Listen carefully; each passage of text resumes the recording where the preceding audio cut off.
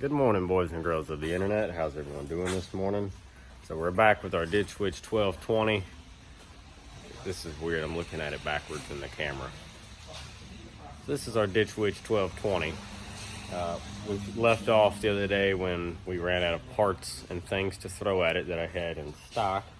We also broke a pull cord, and that put us out real quick because it wasn't just the pull cord, it was the recoil spring. Shut us down instantly. I was able to wrap the rope around this part of the flywheel where the teeth actually engage for the pull cord, spin the motor over a few times, and even get it to pop off with starting fluid. Then I don't know if you remember, our gas tank had a nice hole in it, so we left off there. Well, after digging around at home, I was able to round up a replacement tank, but more importantly, Amazon came through for us. So how they do this, I don't know, but let me show you. So in this magical Amazon box, I have broken something right here in my hand. And you talk about, God, I've broken plenty of things before. I broke a foot, broke a bunch of toes, broke a finger, but something right there in my hand, when it broke, ooh. It was a rough night's sleep last night, I'm gonna tell you. So let me hold the camera with this hand. Here, take my strong hand. If anybody got the movie reference, that was hilarious. Come on, there we go. It's inside a box. They ship you another box, made in China. Must be Italian. Packaging paper. A brand new assembled recoil. Of course, it doesn't say Honda on it because it's China brand. They give you a brand new air filter. They even give you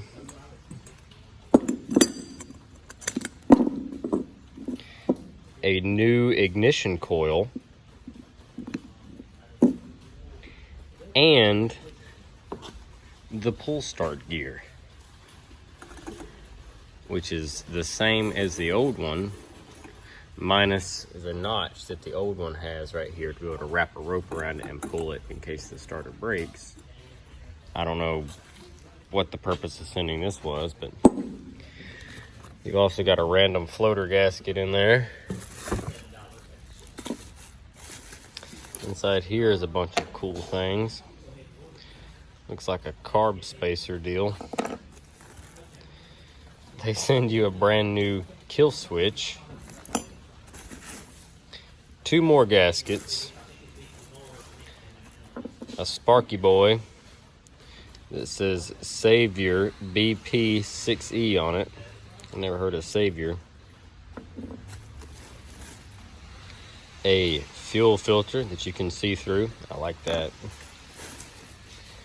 This is something I wondered if I was going to have to find. This screws into the bottom of the gas tank right here. And it's got a pre-filter in it, a little wire screen.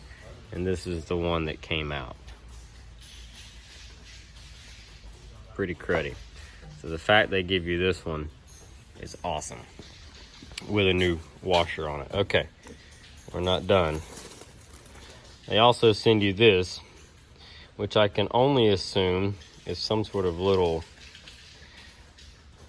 like a, not a rectifier, but some kind of little module. It might even tie in for the low oil sensor. I'm not entirely sure. And then we have another box. If I can get this open one-handed, there we go. And in this box,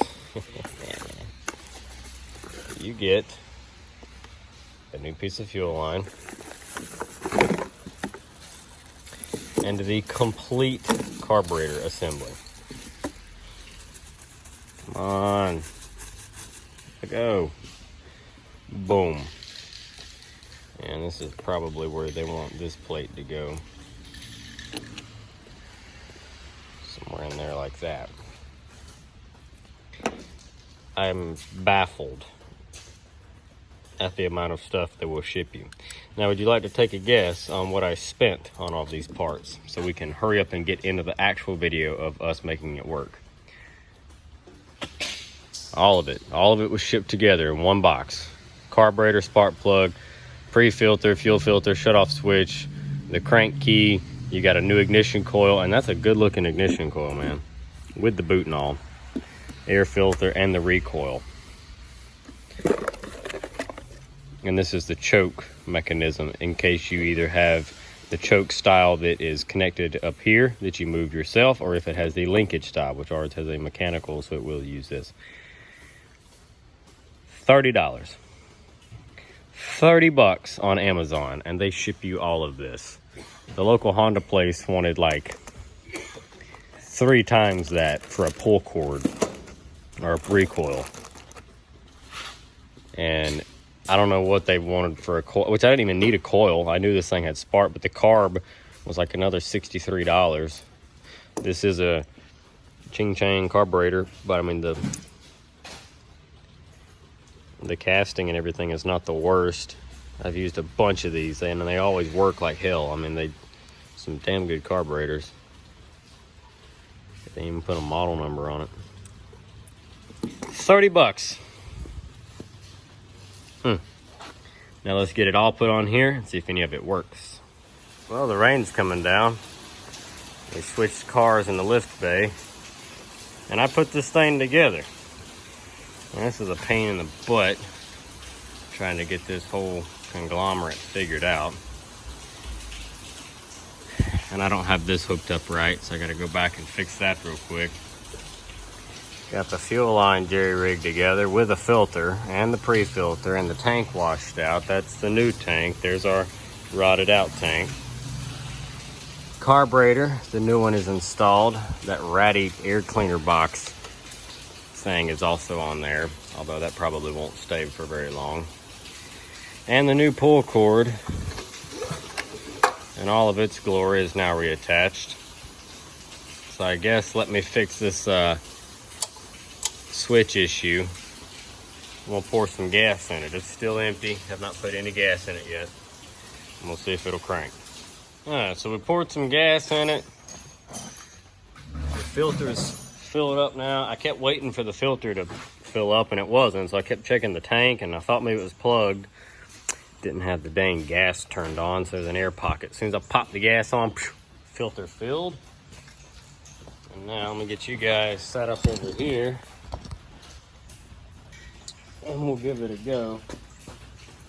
See if it'll start.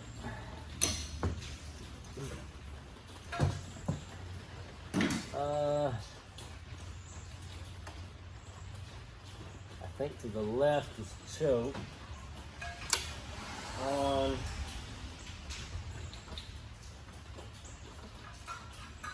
Trying to get it right there at idle. I don't want it to over rev or something. I don't know if the governor or anything works.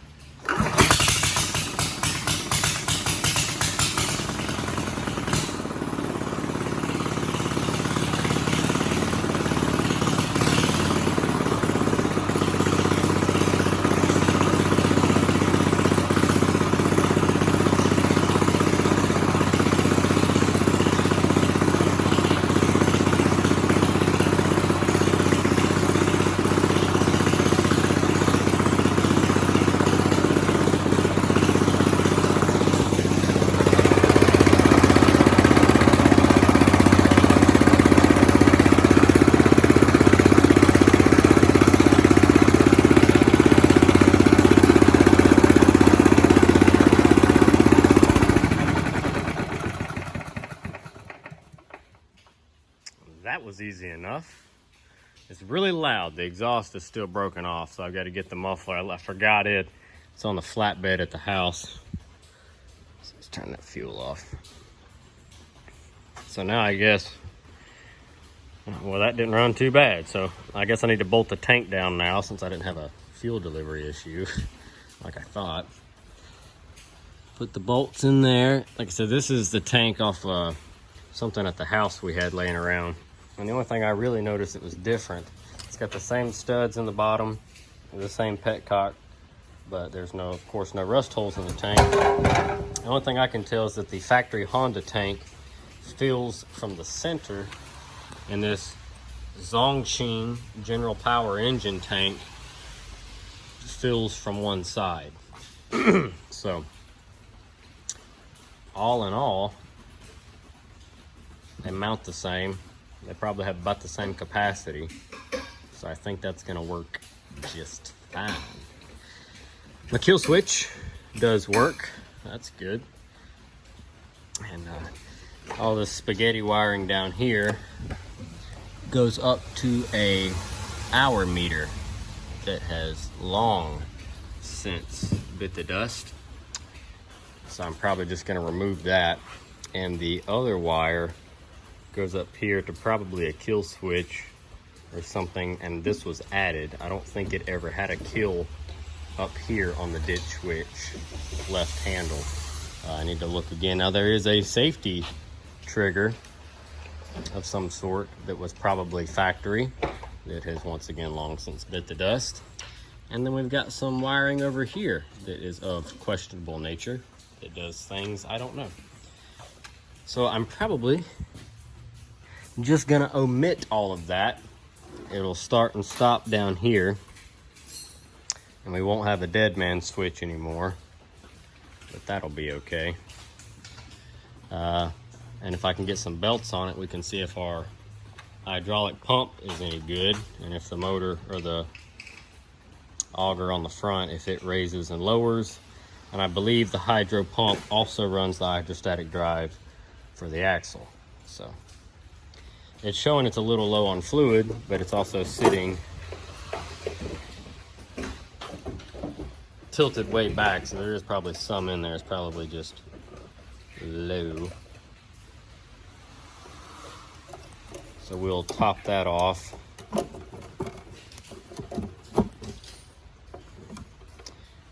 Check that again. Doesn't even look like that was seated all the way. So if I can find a belt, we can spin it. There's two belts that run the auger and one belt that runs a hydro pump, and the hydro pump is what runs the, like I said, the wheels and the lift for that. So let's see if we can locate us a belt. Okay, I just looked again and I realized that this dipstick tube, it was really loose. It was not even in the housing. It was just laid down in this little pocket beside the reservoir. And so now you can see it is empty. So we will need to get some hydraulic fluid. Like I said, this thing was laid over on its side for an undetermined amount of time. So there's no telling where it leaked and how it leaked. The motor was the same way. The top end was full of oil. So now I will get some hydraulic fluid. Okay, so you heard it run. It ran pretty good. Got to do the muffler on it. I don't know if you've noticed, the bar is now tilted up some. And I fought with that dang thing. I found a belt and threw on it, and I thought I was recording and I wasn't. Go figure. So I lost 8 minutes of me fighting that thing. Put 2 gallons of tractor hydraulic fluid in it. That's what the book calls for. And all my linkages and stuff moved just fine. It was really stiff. It barely, I mean, it wouldn't even move probably a centimeter. I took the little hole out. That right there was the grease fitting. I took it out, pumped it slam full of WD-40 until I ran out. And then I went and got